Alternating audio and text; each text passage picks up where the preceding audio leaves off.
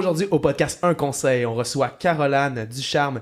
Caro qui est une artiste, elle a fait ses études aussi en journalisme, elle crée beaucoup de contenu intéressant sur les médias sociaux. Très hâte d'entendre son conseil. Bonne écoute tout le monde.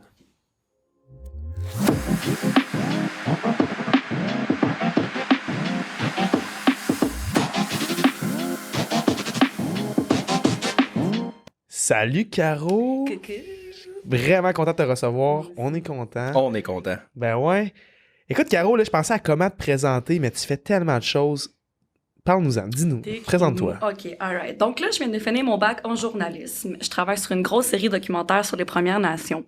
Je danse et puis j'œuvre dans l'univers spirituel en faisant des macramés et des capteurs de rêve. Fait que, grossièrement, c'est ce que je fais pour l'instant.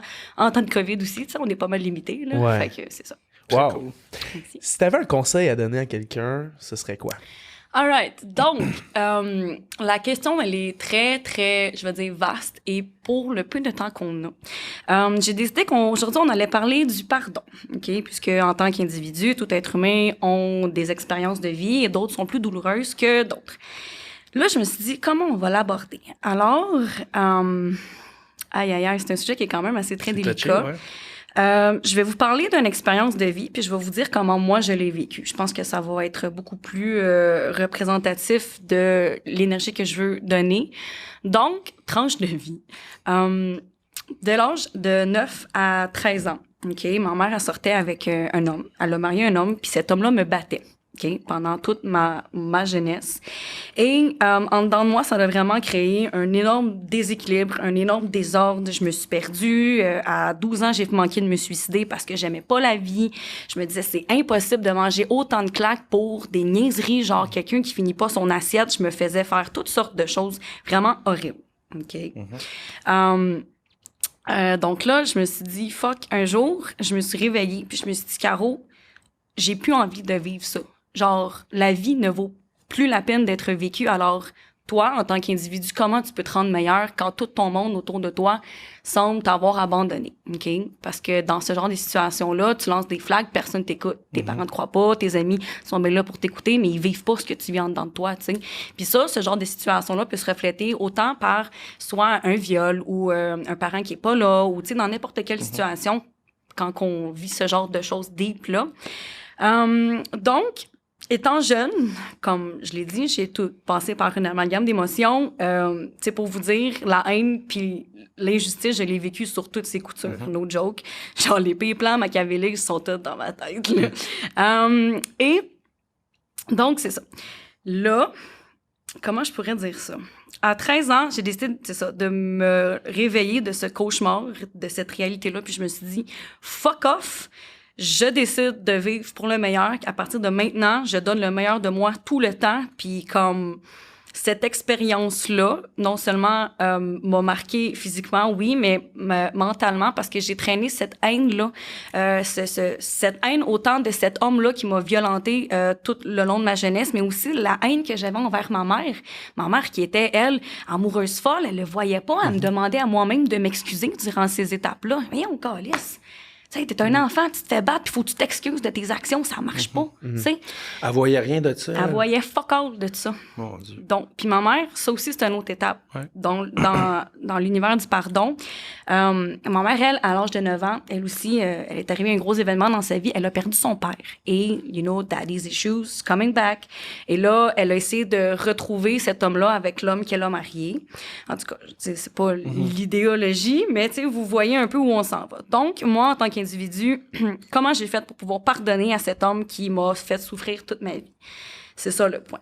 Et un des meilleurs conseils que je peux dire, c'est quand une personne vit des traumatismes, vit des choses vraiment lourdes, énergétiquement parlant, c'est important radicalement de pouvoir, de pouvoir l'éliminer. Parce que c'est des sentiments que tu vas traîner toute ta vie. Et plus tu le traînes, plus c'est comme un boulet. C'est métaphoriquement parlant, c'est vraiment ça. Et donc, j'ai décidé de m'asseoir, de prendre un papier. Puis ça, c'est un conseil que je recommande à tout le monde, peu importe la situation. Tu prends un papier blanc. T'écris. Je pardonne, nanana, et tu mets comme par mot toutes les choses que cette personne t'a fait ressentir. OK? Un coup que tu as tout vidé ce qu'il y a dans ton cœur, dans ta tête, tu peux le méditer. C'est ton moment. L'important, c'est que toi, tu te libères de ces énergies-là parce qu'elles te contaminent. Elles t'empêchent de voir la beauté du monde qui sont autour de toi. Puis la meilleure solution à ça, c'est oui, le pardon, mais le pardon vient aussi avec l'amour. OK? Je pardonne cette personne-là de m'avoir battu parce que je le sais que si elle a éprouvé ce genre d'action-là, c'est qu'elle était pas heureuse en dedans d'elle. C'est pas de ma faute, ça. Moi, il faut que je pardonne à ça, mais il faut que je me pardonne à moi aussi de m'avoir laissé atteindre par ce genre de sentiments-là. Tu comprends? Donc, c'est ça. Donc là, je m'assois, j'écris, je me vide, là. Genre, je garoche tout, là. Tous tes états d'âme. Tout ce qui se passe à travers la tête, tu le mets noir sur blanc. Ouais, genre, tout. Là, quand t'as fini, tu te relis. OK, ça fait mal. Genre, ça fait mal, on pleure. C'est vraiment de grosses émotions, mais c'est l'une des méthodes les plus efficaces pour pouvoir, je vais dire, faire une purge d'émotions. OK? Donc, tu prends cette feuille-là et tu la brûles. Parce que le feu... Ça détruit.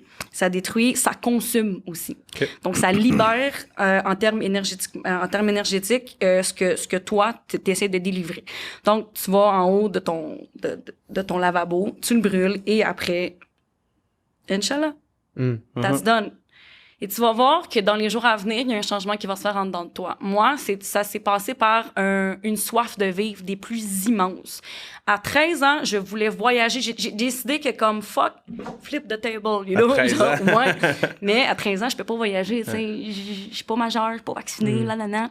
Fait que c'est ça. Je pourrais dire ça parce que le pardon rime souvent avec l'amour, comme j'ai dit tantôt, puis faut que tu t'aimes toi en premier lieu. La seule et unique personne qui est responsable de tout ce qui t'arrive dans ta vie, c'est toi. Comment toi, tu gères les émotions qui se déroulent en dedans de ta tête, de ton cœur, mais aussi comment tu appréhendes ce qui se passe autour de toi. Tu sais, par exemple, un viol, comme tu peux pas dire que tu l'as cherché, mais tu peux te pardonner aussi parce que cet événement-là va te rendre plus fort dans toute ta vie. Tu sais, ce qui ne tue pas te rend meilleur aussi. Ouais.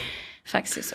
Mais excuse-moi, je suis juste curieux, en fait, quand tu dis une personne passe à travers un viol, puis c'est important de se pardonner soi-même, tu peux-tu élaborer un petit peu plus là-dessus, juste pour m'éclairer? Je suis un peu curieux. Donc, si par exemple, une personne se fait violer, elle a des traumatismes, obviously, qui sont en dedans d'elle. Elle a un manque de confiance. Toute sa vie, il y a un événement marquant, puis c'est cet événement marquant-là qui reste en dedans d'elle, qui va la hanter toute sa vie. OK? Faut prendre cette situation-là avec du recul et l'analyser. OK? Quand tu te fais violer, moi, je me suis déjà fait violer aussi. OK? On m'a droguée, je me suis réveillée, j'étais en train de me faire fourrer. Qu'est-ce que c'est ça?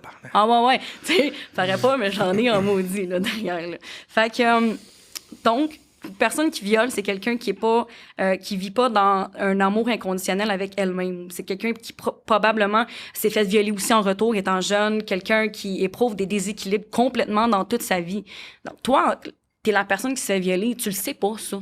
Mais comme, clairement, la personne n'est pas normale pour pouvoir agir de même. Donc, c'est ça. Et quand tu te pardonnes, ben, c'est que tu comprends que cette action-là n'était pas envers toi-même. Tu comprends ce que je veux dire? Je comprends.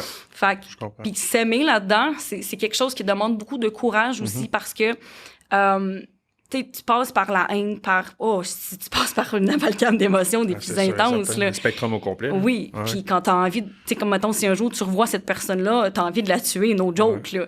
Ouais, j'ai écouté The Sinner, je sais de quoi tu parles. Ouais, bon. Blague à part. Fait que c'est ça. Fait que c'est d'envoyer de l'amour à cette personne-là.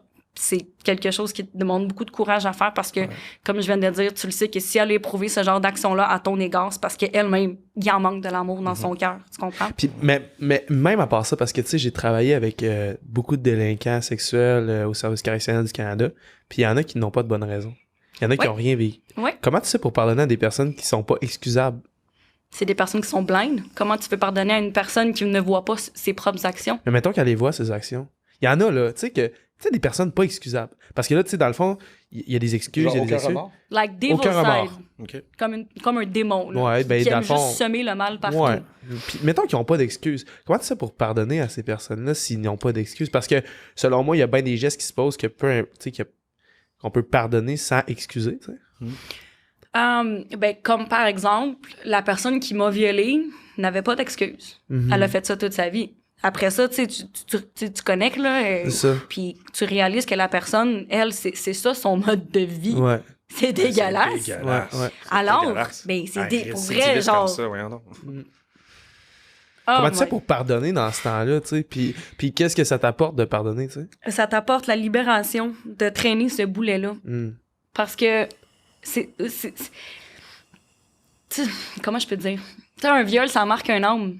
Ça peut te la décalisser aussi. Tu sais, je sais pas censurer mes propos, là. Okay. Mais comment tu fais pour pardonner? Alors, tu commences par toi-même avant tout. Le travail se fait en dedans de toi. Ouais. Le but, c'est que quand tu puisses en parler, qu'il y ait le plus d'émotions qui soient rattachées. Tu comprends? Comme moi, cette histoire-là, j'en parle pas nécessairement ouvertement. C'est vraiment la première fois que j'en parle ouvertement. All right? Il y a ma famille proche qui le sait, mes amis proches, ils sont plus.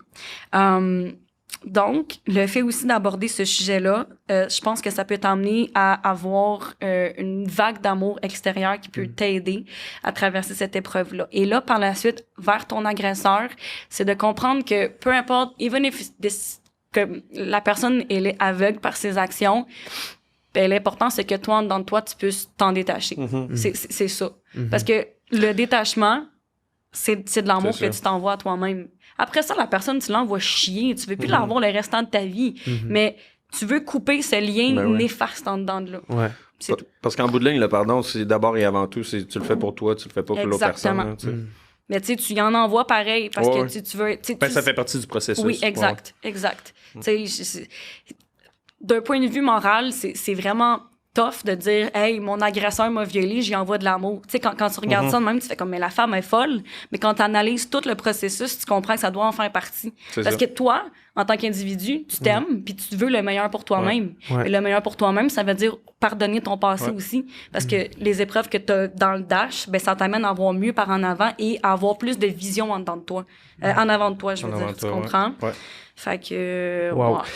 Écoute, Caro, tu sais, dans le fond, je m'attendais pas à ça, tu sais, on s'était pas dit qu'est-ce que t'allais parler.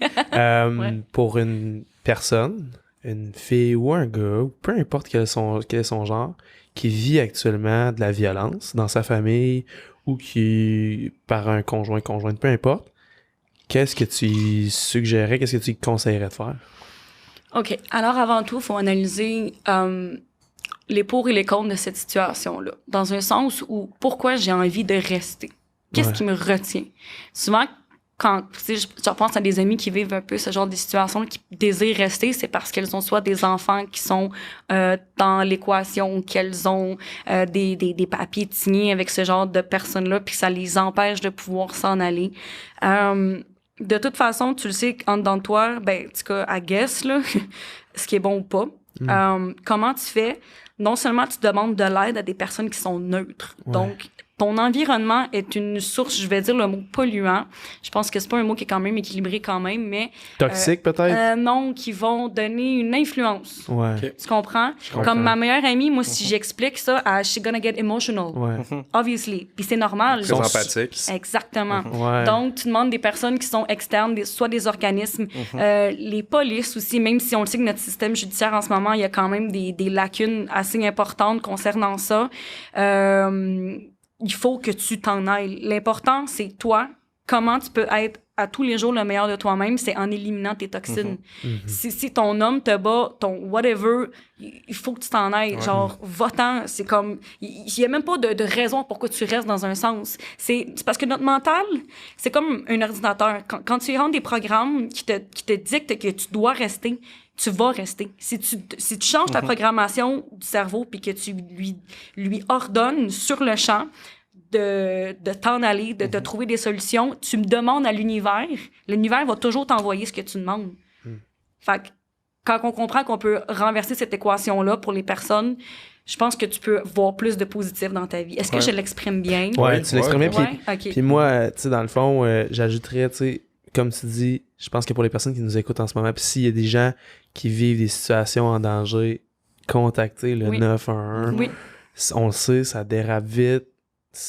On s'imagine que le pire arrive tout le temps. C'est qui est arrivé dans les dernières semaines. Surtout en temps de COVID. C'est important d'en parler. C'est fou. On s'imagine que ça arrive juste aux autres, mais contacter le 911, demander de l'aide. C'est vraiment important. S'il y a quelqu'un qui nous écoute en ce moment qui a besoin d'aide. Surtout, faites-le. n'ayez pas honte de ce qui se passe dans votre vie. Ne pas avoir honte et d'assumer aussi le fait qu'on a des émotions. Comme moi, étant jeune, étant un enfant, tu comprends pas ce qui se passe, mais j'ai refoulé pendant de nombreuses années. Tu sais, mon processus de pardon s'est fait à l'âge de 17-18 ans. Fait que, tu sais, pendant longtemps, je l'ai cumulé, là, puis ça m'a empêché d'être heureuse à 100%.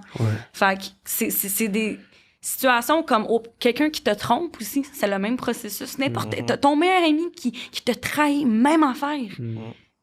L'important, c'est juste que tu te fasses pas avoir dans ce détour-là. Je marche sur des œufs dans un sujet-là. Ah, écoute, non, je comprends ce que tu veux dire aussi. Tu sais, souvent, on parle de violence conjugale, puis souvent, la personne la personne qui en subit, qui est victime de ça, va souvent comme l'effleurer un peu du revers de la main, justement, parce que ça fait tellement longtemps qu'elle est avec cette personne-là, dans un environnement confortable, exactement, la tête dans le sable, des trucs comme ça. Mais tu sais, on enregistrait une émission de podcast au cours de la journée aujourd'hui, on parlait de sortir de sa zone de confort pour son propre bien, mais tu sais, je pense que ce conseil-là s'applique encore plus pour les gens qui vivent de la violence conjugale ou de la violence à la maison. Tu sais, faut arrêter de justement se mettre la tête entre les deux pattes puis se dire non, je suis bien, il va changer, ça arrivera pas, là. Et surtout, spoiler alert, guys, là, c'est si ça. Je peux rebondir, oui, les enfants, on a bien beau des fois les juger puis leur dire que leurs émotions, c'est pour, par exemple, amplifier une situation, tu sais, les jugeants voulant dire que ce qu'ils disent, c'est pas vrai. Ben, un enfant, quand ça dit quelque chose, puis que ça le ressent, puis que ça le crie plusieurs fois, c'est parce qu'il se passe quelque chose. Donc, souvent aussi, ils veulent pas nécessairement régler cette situation-là à la maison, parce que de toute façon, à la maison, ils peuvent rien faire pour subir. Donc, ils vont en parler possiblement à un professeur ou quelqu'un dans leur domaine scolaire qui peut l'aider. Si vous êtes professeur, pour vrai, ne prenez pas cette situation-là à la légère et agir maintenant. C'est sûr que mêler la DPJ à travers ça, c'est un processus qui est très, je vais dire, pas recommandé dans certaines situations. Parce que tu t'impliques, tu connais le concept. Je dirais pas ça, moi. Personnellement, moi, je dirais qu'il faut contacter la DPJ au plus vite. Mais tu sais, je pense que là, tu sais, je pense que c'est important de laisser la job aux professionnels de la santé de faire leur travail. Puis d'aller à l'hôpital, d'aller à l'urgence si on a des enfants qui sont blessés, de contacter le 911 s'il y a quelqu'un qui est en danger.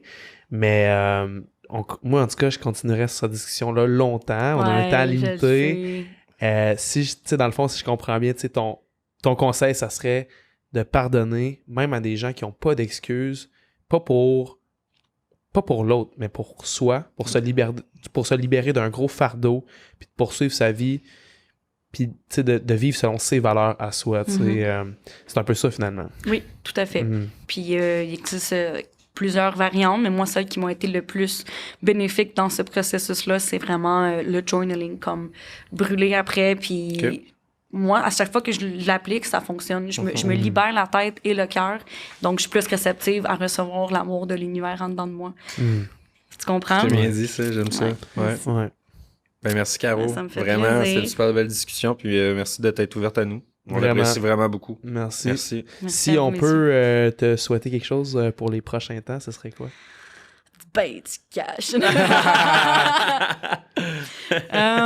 Je ris, là, mais je suis en train de travailler sur des gros projets, puis comme, Inch'Allah, j'adorerais que ces projets-là puissent arriver là où ça doit être. Pour l'instant, je peux pas en dire plus, parce que quand ça va sortir, it's gonna be massive. On va te suivre. Comment on fait pour te suivre sur les médias sociaux? Caroline Baramba-Ducharme ou Dark Side of Coco si vous voulez avoir du contenu un peu plus spirituel. Cool. Right. Inch'Allah, je te souhaite tout le bonheur du monde puis du franc succès aussi. Oui, merci beaucoup. Merci, Caro. Merci.